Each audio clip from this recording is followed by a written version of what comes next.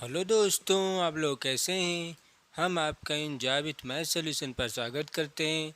आप लोग अच्छे होंगे। आज टॉपिक है क्षेत्र मिति या मेंसुरेशन, जो कि क्षेत्र मिति मेंसुरेशन आज पार्ट 9 है। पार्ट 8 तक हमने वीडियो डाल चुके हैं। जिसने पार्ट 8 तक वीडियो नहीं देखा है वो ज़रूर से ज़रूर जाकर डिस्क्रिप्शन से या प्ले लिस्ट से ज़रूर देख लें। और जिसने अभी तक हमारे वीडियो को सब्सक्राइब नहीं किया है वो ज़रूर से ज़रूर सब्सक्राइब कर दें और बेल आइकन दबा दें और ज़्यादा से ज़्यादा 3-4 लोगों के साथ शेयर करें। यहाँ पर आपको एकदम बेसिक से पढ़ाया जाएगा और इंजॉय के साथ, क्योंकि हमारे चैनल का नाम ही है इंजॉय विथ मैथ सॉल्यूशन। क्योंकि यहाँ पर इंजॉय के साथ पढ़ाया जाता है, एक एक चीज़ बताया जाता है। पढ़ाई में इंजॉय कब आता है, जब आपको कोई टॉपिक में या किसी चीज़ में आपको कोई सब टॉपिक आपको आता हो, तभी आपको पढ़ने में मन लगता है। तो वही चीज़ हम आपको बताएंगे कि क्या चीज़ कैसे होता है, सूत्र कहाँ से आते हैं, जो कि आज पार्ट 9 है क्षेत्र मिति का। और पार्ट 9 में हम बात करेंगे घनाभ। घन पर हमने पार्ट 8 पर बात किया था कि घन पर पार्ट 8 में घन के कितने सूत्र होते हैं, किस तरह के सूत्र निकाले जाते हैं, वो हमने आपको पार्ट 8 में बता चुके हैं। और ये पार्ट 9 है। आज हम बात करेंगे कि घनाभ। घनाभ पर देखेंगे कि किस तरह के सूत्र बनाए जाते हैं, कहाँ से सूत्र आता है, किस चित्र से आते हैं और किस तरह के क्वेश्चन एग्जाम में पूछे जाते हैं। अभी एग्ज़ाम के जो क्वेश्चन पूछे जाते हैं वो अभी हम आपको नहीं बता रहे हैं, क्योंकि अभी सिर्फ ट्रायल चल रहे हैं। अभी पिक्चर हमें आपको दिखाना बाकी है। बाद में हम आपको पिक्चर दिखाएंगे। पिक्चर दिखाने का मतलब ये हुआ कि जो एग्ज़ाम में क्वेश्चन पूछे जाते हैं वो क्वेश्चन हम आपको बाद में दिखाएंगे।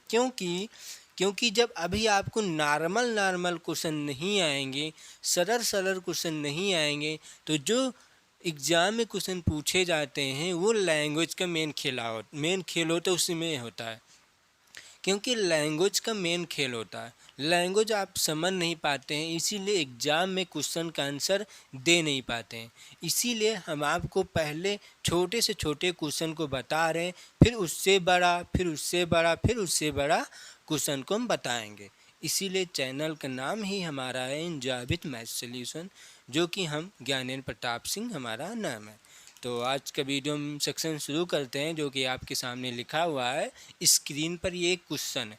हमें क्वेश्चन के माध्यम से हम आपको आयतन, क्षेत्रफल, विकर्ण क्या कैसे निकाला जाता है ये हम आपको इसमें समझाएंगे। ठीक, ध्यानपूर्वक समझते हैं। और इसी में 3 विमीय आकृतियाँ या 2 विमीय आकृतियाँ दोनों चलेंगे, लेकिन जो आज हम पढ़ाएंगे ये सिर्फ 3 विमीय आकृतियाँ से हैं। बात समझ में आई। 3 विमीय आकृतियों का आज हम बात करेंगे, जो कि घनाभ कहलाता है। 3 विमीय आकृतियों से हम घनाभ बना सकते हैं और हम कुछ नहीं बना सकते। बात समझ में है ना। तो देखते हैं हम इसको कैसे इसको लगाएंगे। हम ध्यानपूर्वक देखते हैं। एक कमरे की लंबाई, चौड़ाई, ऊंचाई क्रमशः 12 मीटर, 4 मीटर तथा 10 मीटर है। तो यहाँ पर तो लगा देते, तो जो क्वेश्चन का लैंग्वेज है वो थोड़ा अच्छा लगेगा। तो कि संपूर्ण क्षेत्रफल तथा आयतन और विकर्ण ज्ञात करो। इसमें क्या क्या चीज़ निकालना है, हमें संपूर्ण क्षेत्रफल निकालना है और आयतन निकालना है और विकर्ण, और किसका, घनाभ का। क्योंकि इसमें घनाभ कहा नहीं गया है, यही मेन लैंग्वेज का मेन खेल होता है। क्योंकि जो क्वेश्चन आपका रहता है उसमें घनाभ नहीं दिया रहेगा, वो आपको समझना पड़ेगा कि घनाभ लगाएंगे कि घन लगाएंगे, कि किस तरह के उसमें हम क्वेश्चन लगाएंगे। बात समझ में आई क्यों। अब ध्यानपूर्वक देखें, इसमें मैंने आपको क्या बताया, क्यों क्यों ये घनाभ है। पहले ये समझते हैं कि क्यों ये घनाभ है, क्यों ये घन नहीं हो सकता। इसलिए घन में जो भुजा तीनों दिए होते हैं वो भुजाएं समान आकार की होती हैं। लेकिन जो घनाभ होता है उस घनाभ में जो भुजा दिया होता है अलग अलग के होते हैं। जैसे इसमें दिया है, इसीलिए हमने आपको बताया कि ये घनाभ का सूत्र लगेगा। इसमें घन का सूत्र आप नहीं लगा सकते, क्योंकि घन में तीनों भुजाएं बराबर होती हैं।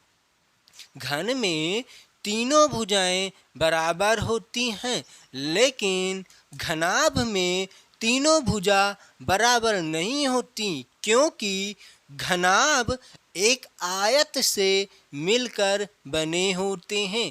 एक आयत का मतलब ये नहीं होता कि एक ही आयत से, देखो आयत हम बता रहे हैं, सिर्फ अभी आयत से मिलकर बने होते हैं, लेकिन कितने आयतों से मिलकर घनाभ बनाया जाता है? 6 आयत को मिलाकर एक घनाभ तैयार किया जाता है। उसी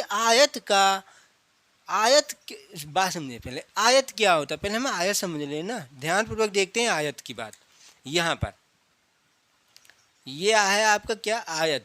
आयत में आमने सामने की भुजा बराबर होती हैं, इसके सामने ये, इसके सामने ये, इसलिए आयत में आमने सामने की भुजा बराबर होती हैं। बात समझे ना? तो इसीलिए इसमें 3 भुजा दिया हुआ है, जो कि एक 12 मीटर है, दूसरा 4 मीटर है, तीसरा 10 मीटर है। तो उसका संपूर्ण क्षेत्रफल या आयतन या विकर्ण तीनों ज्ञात करना है। बात समझ में? इसीलिए हमने आपको बताया था कि ये घनाभ का सूत्र इसमें लगेगा, क्योंकि जो इसमें भुजा दिया हुआ है 12 मीटर, 4 मीटर और 10 मीटर, ये तीनों अलग अलग दिए हैं। यही तीनों 12 मीटर यहाँ पर, 12 मीटर यहाँ पर, 12 मीटर यहाँ पर दिया होता, तब हम इसमें घन का सूत्र लगाते। बात समझ में आई ना बात? क्वेश्चन पहचानना, मेन क्वेश्चन पहचानना सीखो कि इस क्वेश्चन में कौन सा सूत्र हमें लगाना है, किसका सूत्र लगाना, क्योंकि जो एग्जाम में क्वेश्चन आते हैं उसमें आपको सामने ये नहीं लिखा रहता है कि घन का क्षेत्रफल ज्ञात करें, उसमें ये नहीं लिखा रहेगा। उसमें सिर्फ आपको लंबाई, चौड़ाई और ऊंचाई दिया रहेगा, और आपको उसमें खुद से पहचानना पड़ेगा भुजा के हिसाब से कि भुजा कैसा दिया गया है। भुजा तीनों अलग अलग हैं, तब घनाभ का निकालना पड़ेगा, और तीनों एक समान हैं, तब हम घन का निकालना पड़ेगा। बात समझ में आई ना आपको? अब देखते हैं हम इस क्वेश्चन पर। तो आपको आयत तो समझ में आ चुकी होगी कि आयत क्या होता है। जिनकी आमने सामने की भुजा बराबर होती हैं उसे हम आयत कहते हैं। ठीक, तो अब इस पर हम बात करते हैं। क्या है हमारा क्वेश्चन, क्या था? देखते हैं। अब आयत पर आप लोग समझ चुके होंगे, अब देखते हैं इस पर।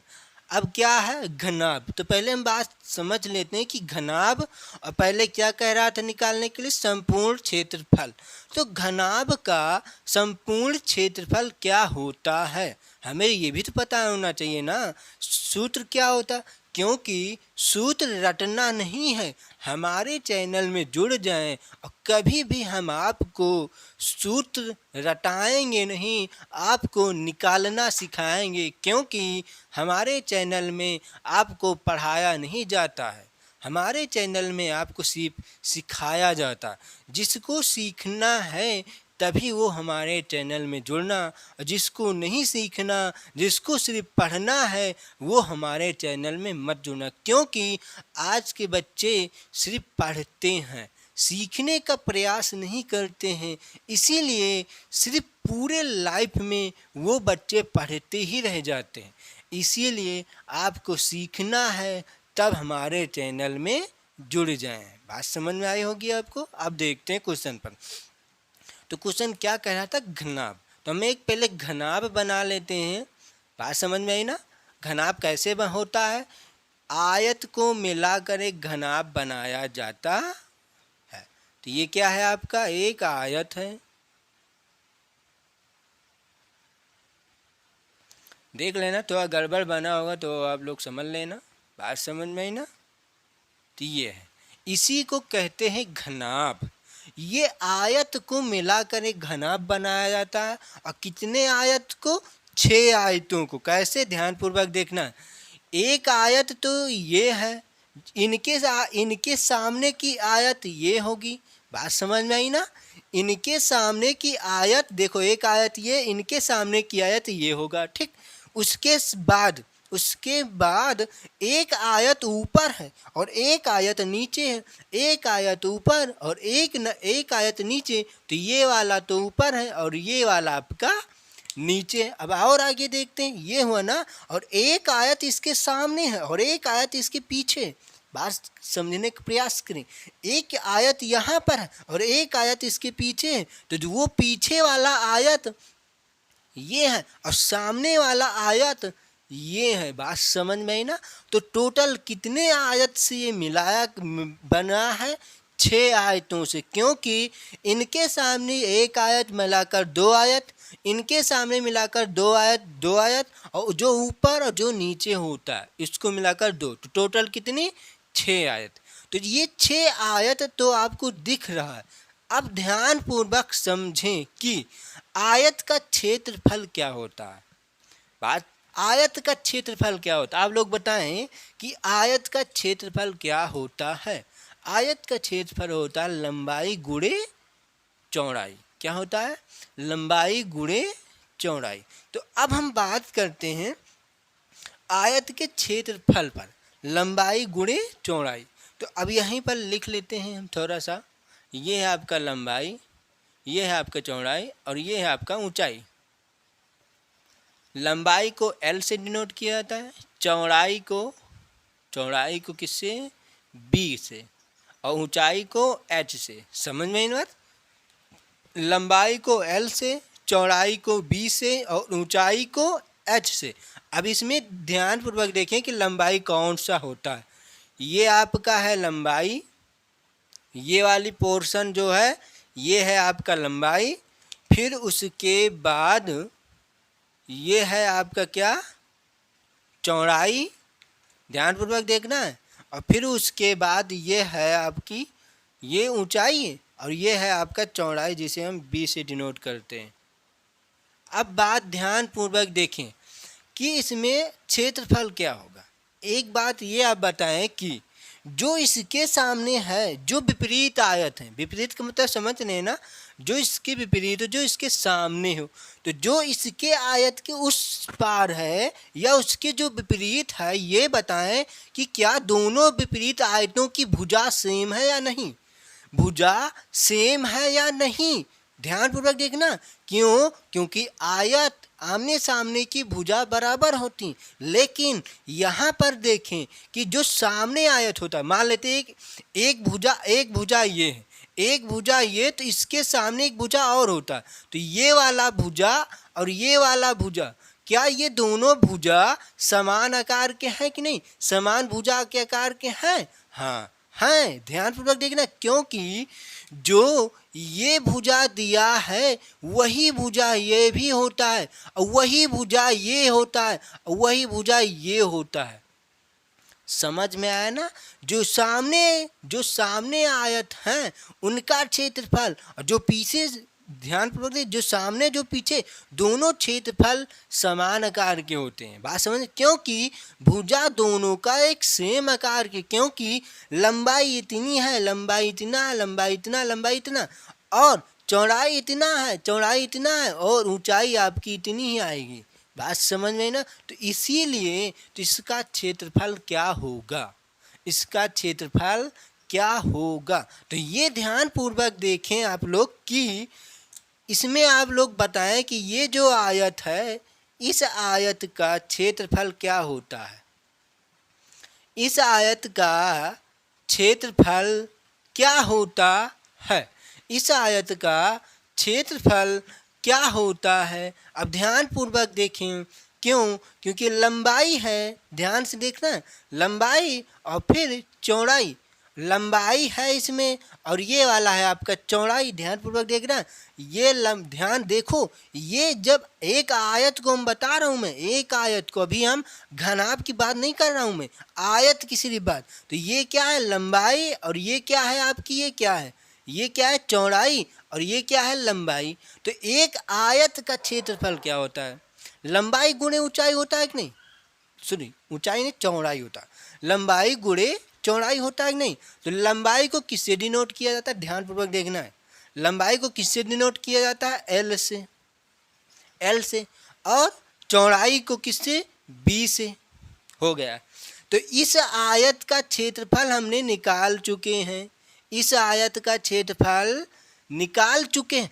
अब ध्यान पूर्वक देखें, क्या इसके पीछे एक आयत और होगा ना, इसके पीछे एक आयत और होगा, वो कौन आयत है, ये वाला आयत, ये वाला आयत इसके पीछे है या कि नहीं, ये वाला आयत इसके पीछे है या नहीं है। तो इसकी लंबाई और इसकी लंबाई एक सेम आकार की है और इसकी चौड़ाई और इसकी भी चौड़ाई सेम आकार की है। तो इसका क्षेत्रफल निकाल चुके, इसका भी तो क्षेत्रफल निकाल सकते हैं। क्यों, क्योंकि दो आयत का क्षेत्रफल होगा कब, जब इसमें दो से गुणा करा देंगे तब। क्योंकि एक एल बी ये होता है, एक एल बी ये होता है, टोटल एल बी मिलाकर 2 एल बी हो जाएगा, इसीलिए हमने इसमें 2 से गुणा करा दिया। बात समझ में आई होगी आपको कि ये क्या लिखा, 2 एल बी। इसको फिर से लिख लेते हैं हम, 2 एल और बी, ठीक, ये हुआ 2 एल बी। अब आगे देखते हैं, ये क्या है बी और ये क्या है आपका एल, ठीक, ये क्या है 2 एल बी। तो ये वाला और ये वाला का काम खत्म। अब आगे बढ़ते ध्यानपूर्वक देखना। तो यहाँ पर जाएंगे, यहाँ पर अब ऊपर वाले की बात करते हैं, ये वाला जो ये है क्षेत्रफल, इसकी और इसकी ऊपर वाले की। तो ये जो ऊपर दिया गया है, जो ऊपर दिया गया है वही तो नीचे क्षेत्रफल होगा ना। तो कौन सा, ये वाला क्षेत्रफल जो नीचे है, बात समझ में ना, जैसे एक ये और ये, जो ये ऊपर परत है और ये नीचे जो परत है, इसका जो क्षेत्रफल होगा वही क्षेत्रफल एक नीचे वाले का भी होगा। जैसे जो इसका क्षेत्रफल था सामने वाले का और जो इसका पीछे वाले क्षेत्रफल था दोनों सेम था, वैसे ही जो ऊपर वाले का क्षेत्रफल होगा वैसे ही नीचे वाले का क्षेत्रफल होगा। तो ऊपर वाले का क्षेत्रफल क्या होगा, ऊपर वाले का क्षेत्रफल क्या होगा, ध्यान पूर्वक देखें क्या होता है ऊपर वाले क्षेत्रफल और क्या निकाल रहे हैं। अभी हम सिर्फ क्षेत्रफल एक एक का बता रहे हैं, ठीक। हाँ, तो ऊपर वाले क्षेत्रफल क्या हो जाएगा, अब ध्यान पूर्वक देखना। तो ऊपर वाले के क्षेत्रफल क्या होगा, तो ये भुजा क्या है, ये वाली भुजा आप देखेंगे ना हम, तो ये भुजा है ना, क्योंकि ये वाला भुजा देखना पड़ेगा ना। अब तो इस भुजा को हमने क्या माना, बी माना था और इस भुजा को बी माना था। अब ध्यान पूर्वक देखना है, ध्यान से, और ध्यान से, ये बी था, उसके बाद और ये जो एच लिखा है, तो ये एच कौन सा हो जाएगी, ये ऊंचाई बन जाएगी। तो ये क्या हो जाएगा, बी और एच। तो ये जो ऊपर क्षेत्रफल, जो एक आयत ऊपर है और जो एक आयत नीचे, इन दोनों का क्षेत्रफल दोनों सेम होंगे। तो क्या हो जाएगा हमारा बी और एच। तो ये तो एक आयत का क्षेत्रफल है, हमें दो आयत का क्षेत्रफल निकालना है, तो 2 से गुणा कर देंगे, इसी में हो गया। आगे बढ़ते हैं। अब बात करते हैं इस वाले आयत की बात, ध्यानपूर्वक देखना है। अब बात करते हैं इस वाले आयत की बात, ये जो किनारे हैं, ये जो किनारे हैं, तो इस वाले आयत की बात करता हूं मैं, इस वाले की। अब ध्यानपूर्वक देखना, इसकी क्या हो जाएगी, तो ये क्या है, चौड़ाई है, सॉरी ऊंचाई है। तो ये है क्या, ऊंचाई, और ध्यानपूर्वक देखना, ये क्या है, ऊंचाई, और ये बन जाएगा आपका ये कि एल निकल जाएगा। ध्यानपूर्वक देखना है, तो क्या हो जाएगा, एच और एल, और ये भी एक सेम आकार का, ये भी एक सेम आकार का, दोनों मिलाकर 2 से गुणा, दोनों को जब निकालना है 2 से गुणा। तो तो ये ध्यानपूर्वक देखना है कि ये 2 आयत का क्षेत्रफल, ये भी 2 आयत का क्षेत्रफल, ये भी 2 आयत का क्षेत्रफल, टोटल कितने आयत हो जाएंगे?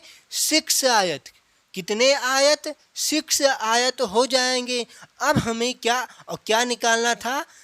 संपूर्ण क्षेत्रफल। तो ये संपूर्ण क्षेत्रफल अभी नहीं है, क्योंकि संपूर्ण क्षेत्रफल कब होगा? जब सभी को जोड़ देंगे। तो संपूर्ण क्षेत्रफल निकाल लेते हैं, तो इसको जोड़ देते हैं। चलो जोड़ देते हैं, चलो निकल गया। अब इसमें हमने कुछ न कुछ कामन भी तो ले सकते हैं, कुछ न कुछ कामन हो सकता है। तो हमने क्या, एल तो कोई कहीं कामन है ना, तो बी भी नहीं है ना, तो एच है, तो कुछ नहीं, सिर्फ 2 मिलेगा आपको कामन। तो 2 कामन ले लेते हैं, तो क्या बन जाता है? L B plus B H plus H L. ये आपका घनाभ का पृष्ठीय क्षेत्रफल या संपूर्ण पृष्ठीय क्षेत्रफल निकल के आता है। इसी को बच्चे क्या करते हैं? रटते हैं। इसको रटना नहीं है तो क्या सूत्र होगा? 2 ब्रैकेट में L B plus B H plus H L. बात समझ आई ना? इसको रटना नहीं है, बस दिमाग में इसको बैठाना है। और एक चित्र आपको ध्यान से दिमाग में रखना है। वो कौन सा चित्र? इस घनाभ का। क्योंकि बाई चांस आपको वो सूत्र ना याद में आए तो इस चित्र के माध्यम से आप निकाल भी सकते हैं। बात समझ में आया होगा आपको? तो ये क्वेश्चन, ये सूत्र कहाँ से आया आपको समझ में आ चुका होगा। ठीक, तो इसी के सूत्र से अब हम क्वेश्चन पर बात करते हैं, क्योंकि क्या कह रहा है कि संपूर्ण क्षेत्रफल ज्ञात करने के लिए। तो संपूर्ण क्षेत्रफल इसका हम निकालते हैं। तो ध्यानपूर्वक देखते हैं पहले इसमें क्या चीज़ दिया गया है।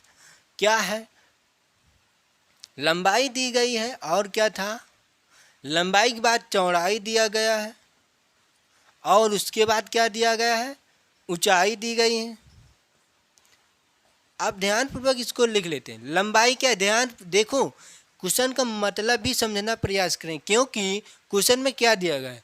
लंबाई, चौड़ाई और ऊंचाई क्रमशः का मतलब क्या हुआ? जो पहले है वो लंबाई है, और जो 4 मीटर है वो चौड़ाई है, और जो 10 मीटर है वो ऊंचाई। क्योंकि क्रम से दिया गया है तो क्रम से इसकी माप भी दिया हुआ है। बात समझ में ना?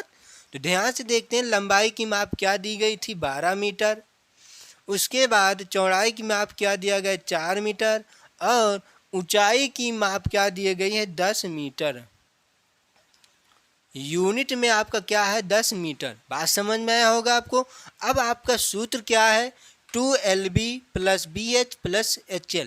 इसी में आपको रखना है। अब ध्यानपूर्वक इसमें हम रख लेते हैं। तो क्या निकालना है?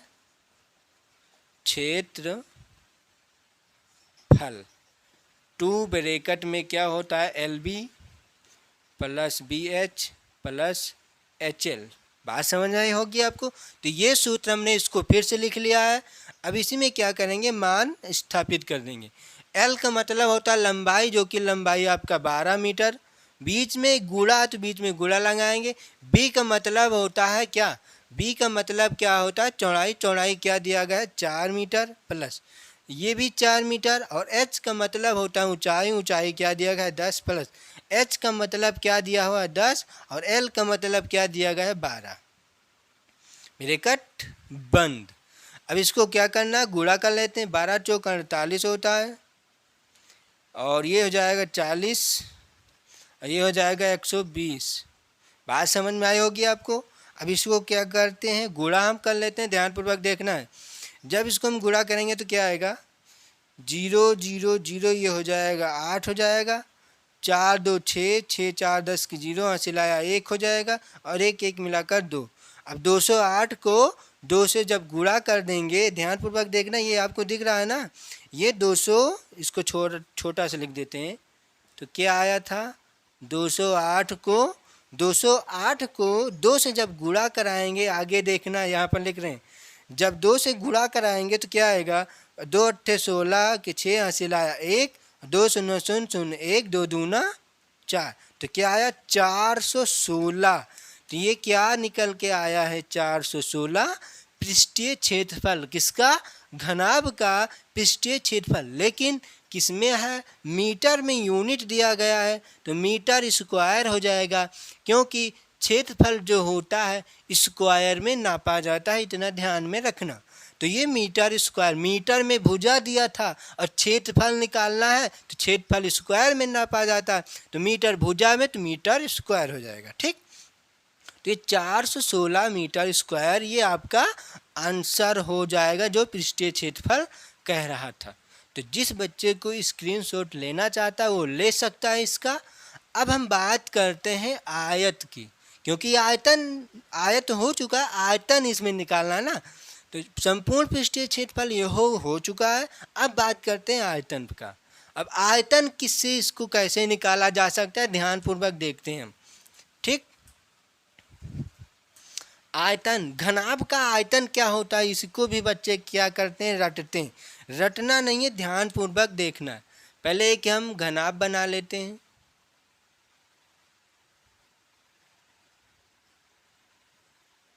ये क्या है, आपका एक घनाभ है जो कि आमने सामने की भुजा बराबर है। आमने सामने की भुजा बराबर है या आमने सामने की आयत भी बराबर होती है। घनाभ में आमने सामने की आयत बराबर होती है। बात समझ में, जैसे ये भुजा के समान, और ये आयत के समान, और ये आयत के भी समान होता है। ठीक, तो ये क्या है, घनाभ। अब इसे घनाभ का हमें क्या निकालना है, आयतन। तो हमें आयतन की बात करना, तो यहाँ पर लिख लेते हैं हम आयतन। ठीक, अब हमें आयतन की बात करना, तो आयतन क्या होता। अब आप बताएं किस चित्र का या किस आकृति का आप आयतन निकाल सकते हैं। ये भी क्वेश्चन पूछ सकता है एग्जाम में कि निम्नलिखित में से किस आकृति का आप आयतन निकाल सकते हैं। ऑप्शन में रहेगा वर्ग, आयत, ध्यानपूर्वक देखना है, वर्ग, आयत, वृत्त, घनाभ। तो आपको वहाँ पर बताना पड़ेगा कि वर्ग से निकाल सकते हैं या नहीं, घनाभ से निकाल सकते हैं या नहीं, वृत्त से निकाल सकते हैं या नहीं, और वर्ग से निकाल सकते हैं या नहीं। क्योंकि जो वर्ग है, जो आयत है, जो वृत्त है, ये तीनों आकृतियाँ दो विमीय आकृतियों से बनी होती हैं। इसलिए ना तो वर्ग का, ना तो आयत का, और ना तो वृत्त का हम आयतन नहीं ज्ञात कर सकते, लेकिन घनाभ का आयतन निकाल सकते हैं, क्योंकि घनाभ त्रिविमीय आकृतियों से बना होता है। घनाभ में ऊंचाई भी होती है, चौड़ाई भी होती है, लंबाई भी होती है। इसी को कहा जाता है त्रिविमीय आकृतियाँ। तो त्रिविमीय आकृतियों का ही हम आयतन निकाल सकते हैं, जो कि आपके सामने ये आकृति बना है। तो देखते हैं इसको हम कैसे, इसमें से हम आयतन निकालते हैं। तो आयतन आपको पता है, वो वस्तु जितना जगह घेरती है उसे हम आयतन कहते हैं। तो ये घनाभ जहाँ पर रखेंगे, जितना जगह या जितना एरिया घेरेगा उसी को हम आयतन कहते हैं। तो इसमें क्या है, लंबाई भी है, लिख लेते हैं। ये क्या है, लंबाई है, और ये क्या है, ऊंचाई है, और ये क्या है, चौड़ाई है। बात समझ में आई ना। तो लंबाई भी है, चौड़ाई भी है, और ऊंचाई भी है, तो इसका हम आयतन निकाल सकते हैं, क्योंकि ये घनाभ ही है। तो घनाभ का आयतन निकालने के लिए हम क्या करेंगे, ध्यानपूर्वक देखें कि ये जो जितना बी है उतना ही यहाँ पर भी बी रहता है। ये जो बी है ये भी एक बी है, ये भी एक बी है, ये भी एक, सॉरी, ये बी नहीं है, ये आपका बी है। तो इसमें कितनी बी है या कितनी चौड़ाई है, 4 चौड़ाई बीमा होती हैं, 4 चौड़ाई, क्योंकि एक बीमा, ये एक बीमा, ये एक बीमा, एक बीमा, ये 4 चौड़ाई बीमा है। अब लंबाई इसमें कितना होता है, एक लंबाई ये होता है, और एक लंबाई ये, एक लंबाई ये होता है। कितनी लंबाई होती है, 4 लंबाई होती हैं, ऊंचाई कितनी होती है? एक ऊंचाई ये है और एक ऊंचाई ये, एक ऊंचाई ये और दूसरा ऊंचाई ये भी है। बात समझ में आई ना बात? तो सब मिलाकर कितने कितने हैं? 4 4। तो हमको 4 से मतलब नहीं है, क्योंकि 4 से मतलब क्यों नहीं है? इसलिए क्योंकि जो एल भुजा होती है वही भुजा चारों जगह बराबर हैं, वही भुजा चारों जगह सेम है, इसीलिए 4 से मतलब नहीं है, आपको 1 से मतलब है बस। जो कि ये जो ऊंचाई है, ये जो आपकी ऊंचाई दी गई वही ऊंचाई यहाँ पर भी होता है। क्या आप ऐसा कभी घनाभ देखें कि ऐसा घनाभ कहीं बना होता है? कैसे? क्या आप कभी ऐसा घनाभ देखें कि इस तरह का घनाभ बना हो, ये चौड़ाई कम हो और ये चौड़ाई ज़्यादा हो? इस तरह के घनाभ होते भी नहीं हैं। बात समझ में आई ना बात? तो इसीलिए हमें घनाभ में जो भुजा दी होती है उससे नहीं मतलब होता कि कितनी भुजा हैं, बस ये मतलब है कि सभी भुजा सेम होनी चाहिए बस। जैसे ये लंबाई है तो लंबाई 4 भुजा हैं, 4 भुजा लंबाई है तो चारों भुजा एक समान है, तो बस सिर्फ हमसे लंबाई से मतलब, वैसे भी चौड़ाई से भी मतलब, वैसे भी ऊंचाई से भी मतलब। तो आयतन के लिए जितनी भुजा होती हैं, जितनी भुजा होती हैं उन्हीं का गुणनफल ही आयतन कहलाता है, क्योंकि जो जगह घेरता है वो भुजा ही जगह घेरता है। जैसे मान लेते हैं ये जो हमारी ये कुप्पी है, इस कुप्पी को यहाँ पर रखेंगे, मान लेते हैं ये हमने हाथ अपना यहाँ पर रख दिया, ये हाथ अपना रख दिया, तो ये जितना हमारा हाथ ये जगह घेरेगा, जितना स्थान ये हमारा हाथ जगह घेरेगा, तो ये कहाँ से घेरा, ये कितनी जगह स्थान घेरे? तो ये जो चादर है ना, जो किनारे किनारे से चादर बनी हुई, क्योंकि देखो यहाँ पर जगह खाली है, यहाँ पर भी जगह खाली है और यहाँ पर भी जगह खाली। क्यों खाली है? इसीलिए खाली है। बात समझ में मत? इसीलिए जगह हमारे खाली है, क्योंकि जगह कौन घेर रहा है कि ये जो किनारे किनारे चादर होते हैं और ये टोटल जाके जगह घेर लेते हैं, तो इसी चादर का तो ये किनारे किनारे से वाले से मतलब है हमें। तो हम किनारे किनारे वाले को देख लेते हैं। तो किनारे किनारे आपकी कितनी भुजा दी होती है? 3 ही भुजा तो हैं, एक चौड़ाई है और एक ऊंचाई है और एक लंबाई है और एक चौड़ाई, तो 3 ही भुजा तो है, बस तीनों भुजा का गुणनफल कर दो, आयतन निकल आता है। तो क्या होता है आयतन? लिख लेते हैं एल बी और एच। एल का मतलब होता है लंबाई, बी का मतलब होता है चौड़ाई बीच में गुणा और एच का मतलब होता है आपका ऊंचाई। तो ये है आपका क्या? आयतन। बात समझ में आई ना बात? तो ये है आपका आयतन, लंबाई गुणे चौड़ाई, चौड़ाई गुणे ऊंचाई, ये आपका आयतन, जो कि सूत्र क्या होता है लिख लेते हैं यहाँ पर, एल बी और एच। समझ आए ना? तो इसी का क्या निकालना है हमें? आयतन। तो इसमें रख लेते हैं क्या क्या दिया गया है। एल का मान है लंबाई, बी का मान क्या दिया गया है? चौड़ाई 4 गुणे एच का मान क्या दिया गया है? 10। गुणा कर लेते हैं, क्या आएगा ध्यानपूर्वक देखना।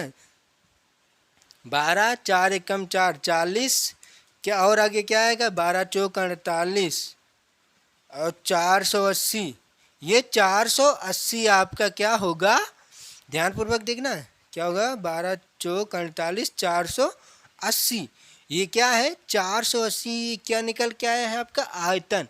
अब ध्यानपूर्वक देखें कि ये मीटर में दिया गया था, तो जो घनाभ, जो आयतन का मीटर, जो आयतन का यूनिट होता है वो किस में होता है? क्यूब में होता है। तो भुजा किस में दिया है? मीटर में। और सभी भुजा सेम आकार की, ये भी देख लेना कि कौन सी भुजा किस में दिया है।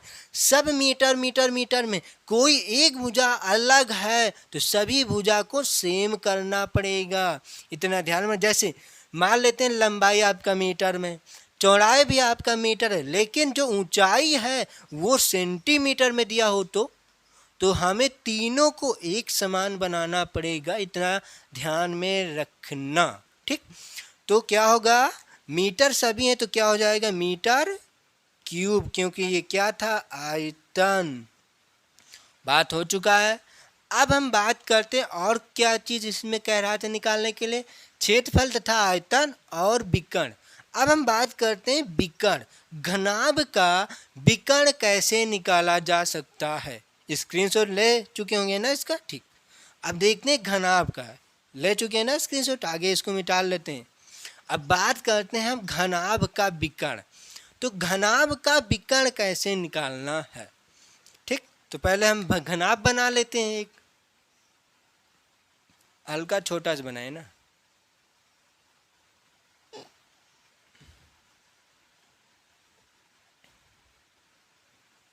ये क्या है आपका घनाभ, जिसे 6 आयतों को मिलाकर घनाभ तैयार किया जाता है, ठीक। तो ये है आपका घनाभ, जिसे हम कहते हैं क्या, संदूक। एग्जाम में ऐसा नहीं आएगा कि आपको घनाभ लिखा रहेगा, वहाँ पर संदूक दिया रहेगा, कुछ और भी दे सकते हैं। तो आपको वहाँ पर समझना पड़ेगा कि संदूक किस आकार में होता है, संदूक किस आकार में होता है, घनाभ के आकार में होता है। घन के आकार में कभी भी संदूक नहीं होता है, इतना ध्यान में रखना, ठीक। तो ये क्या आपका घनाभ है, इसमें भी वही है, लंबाई है, ऊंचाई और चौड़ाई भी है, ठीक। आगे बात करते हैं, क्या निकालना है, विकर्ण। तो घनाभ का विकर्ण का मतलब क्या हुआ कि कहाँ से भुजा रखनी चाहिए हमें, कहाँ से। विकर्ण का मतलब क्या होता है, फिर समझें। जैसे मान लेते ये आयत, जिसका विकर्ण क्या हुआ, विकर्ण का मतलब होता है किस जगह में बड़े से बड़े क्षण रखी जा सके, उसी को विकर्ण कहते हैं। तो ऐसे ही रखेंगे तो एक ही आकार हो जाएंगे दोनों सेम, लेकिन जब ऐसा भुजा कोई रख देंगे ना तो सबसे बड़ी भुजा हो जाती है। बात समझ में ना, सबसे बड़ी क्षण कहलाएगी ये हमारी, तो वही को विकर्ण कहते हैं। तो इसमें कहाँ से कहाँ को रखेंगे हम, कैसे, ध्यान पूर्वक देखना कैसे।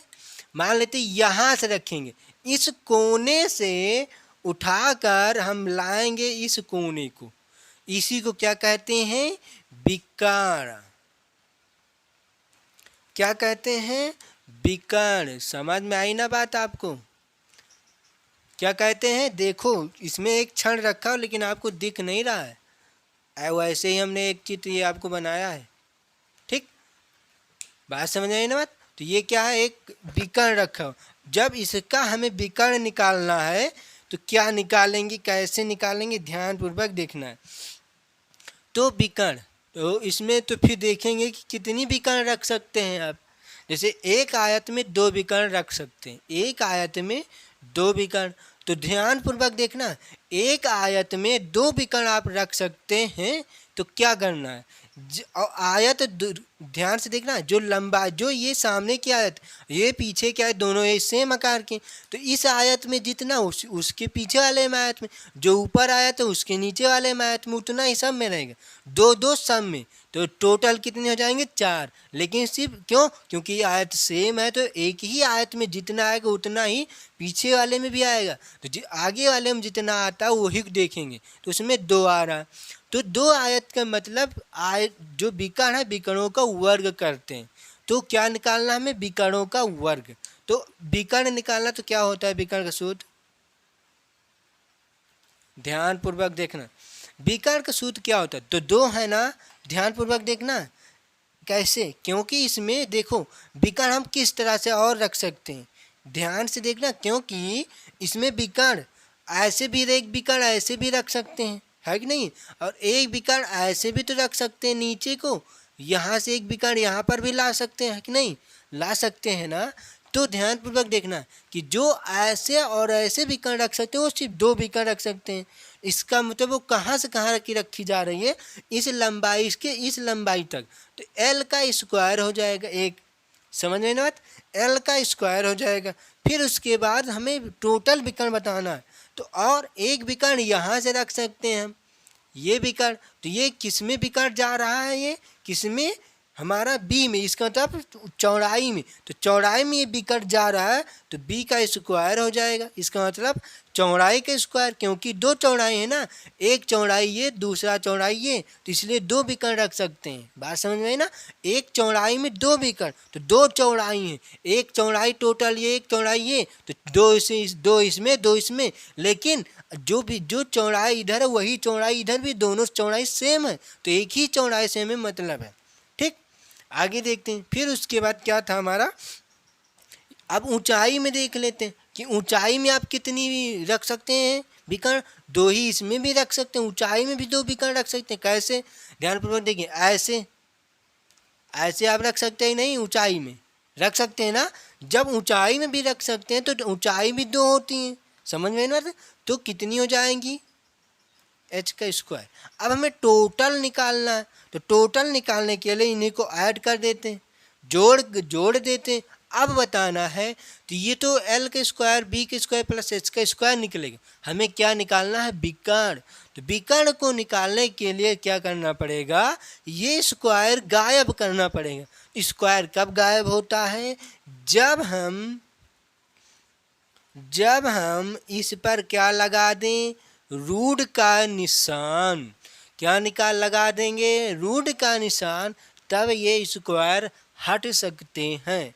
तो आपका सूत्र क्या निकल के आया, विकर्ण घनाभ का विकर्ण क्या होता है, रूट के अंदर L square plus B square plus H का स्क्वायर। तो क्या निकालना है, अब यहाँ पर हम बात कर लेते हैं विकर्ण। सूत्र क्या लिखा हुआ है यहाँ पर, एल का स्क्वायर बी का स्क्वायर प्लस एच का स्क्वायर। ठीक, अब आपका सूत्र क्या दिया गया, एल के स्क्वायर का मतलब क्या है, 12 मीटर। ठीक, 12 के स्क्वायर प्लस बी कितनी दिए गए, 4 मीटर के स्क्वायर प्लस एच कितना दिया गया, 10। 12 के वर्ग क्या होता है, 12 का वर्ग 144 होता है, प्लस 4 का वर्ग 4 चौक 16 होता है, प्लस 10 का वर्ग 100 होता है। अब ध्यानपूर्वक देखना है, इसको अब कैसे निकालेंगे हम, इसको क्या करना, जोड़ लेते हैं। 0 0 6 4 10 के 0, हासिल आया 1, ध्यानपूर्वक देखना है, हासिल आया 1, ये मिलाकर 1 और ये मिलाकर 4 1 5 5 1 6, ये 6 हो जाएगा, और एक ये मिलाकर 260। क्या निकल के आया है, 260। अब इसको ध्यानपूर्वक देखना, ये 260 है।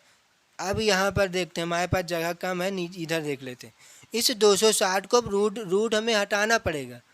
260 को हम क्या लिख सकते हैं, 26 गुणे 10 लिख सकते हैं कि नहीं, 26 गुणे 10 लिख सकते हैं। नहीं, जब 26 गुणे को हम हल करेंगे तो क्या इतना तो आएगा ना, जब 26 गुणे 10 को लिखेंगे तो क्या होता है, अब 26 को आप क्या लिख सकते हैं, 13 दूना 26 होता है, 13 गुणे 2, ठीक, फिर गुणे, और 10 को क्या लिख सकते हैं आप, 2 पंचे 10, 2 पंचे 10 लिख सकते हैं, नहीं लिख सकते हैं ना।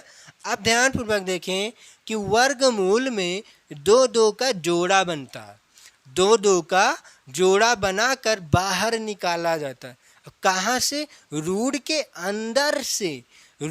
अंदर से जोड़ा बना तभी बाहर लाएंगे, अन्यथा नहीं। बात समझ में आ रही ना बात, तो जोड़ा बना लेते हैं, 2 का ये 2 के साथ जोड़ा बनेगा, 2 के साथ जोड़ा बना तो ये बाहर आएंगे। तो कितने जोड़े आते हैं, एक जोड़ा ना, जैसे पति और पत्नी का जोड़ा कितना होता है, एक जोड़ा होता है ना, क्योंकि पति और पत्नी दोनों को मिलाकर एक जोड़ा कहा जाता है। तो वैसे ही इस 2 को मिलाया गया तो एक जोड़ा कहेंगे, तो एक जोड़ा बाहर आएगा, तो एक जोड़ा ये बाहर आ गए। और जिसका जोड़ा नहीं बन रहा है उसको हम रूम के अंदर या रूट के अंदर ही उसको रख लेंगे। बात समझ में आई ना बात, तो लिखते हैं यहाँ पर, तो अंदर क्या बच रहा, 13 बच रहा, 5 बच रहा, तो 13 पच्चे 65 लिख सकते हैं ऐसे भी। तो आपका आंसर क्या निकल के आ रहा है, 2√65। ये आपका आंसर, इधर भी लिख लेते हैं 2√65। 65 ये है आपका क्या, विकर्ण। बात समझ में आई ना, क्योंकि अभी विकर्ण पर ही बात किया गया था, तो इसीलिए 2√65 आपका विकर्ण होगा। तो क्षेत्रफल तथा आयतन, क्षेत्रफल में हो चुका है, आयतन भी हो चुका है, विकर्ण भी हो सकता है। और घनाभ का कोई भी सूत्र ऐसे बनता नहीं है। ढक्कन वक्कन का सूत्र बनते हैं, लेकिन आपको ढक्कन से नहीं मतलब है अभी। जब ढक्कन का मतलब लगेगा तब हम आपको घनाभ का ढक्कन या संदूक का ढक्कन ये सब चीज़ बता देंगे क्वेश्चन में। बात समझ में आई होगी आपको। तो आज हम दोस्तों यहीं तक रखते हैं, क्योंकि काफ़ी समय हो चुका है। तो वीडियो आपको अच्छी लगी हो तो लाइक कर देना और शेयर और सब्सक्राइब कर देना। सब्सक्राइब इसलिए करना है क्योंकि जो पर डे वीडियो डालते हैं उसका नोटिफिकेशन आपको मिल जाएगा, अन्यथा सब्सक्राइब नहीं करेंगे तो नोटिफिकेशन आपको नहीं मिलेगा। और साथ साथ में एक एक वीडियो हम आपको रोज़ देते हैं, साथ साथ में पढ़ते भी रहें, क्योंकि आप पढ़ेंगे नहीं, सोचेंगे कि आज का वीडियो कल पढ़ लेंगे तो कल का वीडियो आप किस दिन पढ़ेंगे। इसी तरह बच्चे गलतियां करते हैं कि वो सोचते हैं आज नहीं कल से पढ़ेंगे, आज नहीं कल से, इसी तरह पूरा साल बिता देते हैं। तो ऐसा आप ना करें। जितना आपको कंटेंट दिया जा रहा है वो कंटेंट आप रोज़ ही पूरा करते चलें। बात समझ में आई होगी आपको। तो आज हमने आयतन, क्षेत्रफल और विकर्ण पर घनाभ का बात किया है। तो आप लोग सूत्र, अब आपको कभी भी सूत्र रटना नहीं है। घनाभ का विकर्ण क्या होता है, रूट के अंदर एल के स्क्वायर प्लस बी का स्क्वायर प्लस एच का स्क्वायर। एल क्या है, लंबाई है, बी क्या है, चौड़ाई है, एच क्या है, ऊंचाई है। दोनों का अलग अलग स्क्वायर करके रूट निकाल लेना, आपका विकर्ण हो जाएगा। ठीक। क्षेत्रफल क्या होता है, हमने भी बताया था, 2 ब्रैकेट में L B plus B H plus H L का होल स्क्वायर नहीं, होल ब्रैकेट बंद गुणे में 2। बात समझ में आई ना। और आयतन की बात किया था, घनाभ का आयतन क्या होता है, लंबाई गुणे चौड़ाई, चौड़ाई गुणे ऊंचाई, तीनों बीमाओं का गुणनफल ही आयतन कहलाता है। ठीक। तो दोस्तों आपको समझ में आया होगा, वीडियो आपको अच्छी लगी हो, सब्सक्राइब लाइक शेयर ज़रूर कर देना। तो हम यहीं तक रखते हैं। Thank you class. जय हिंद, जय भारत।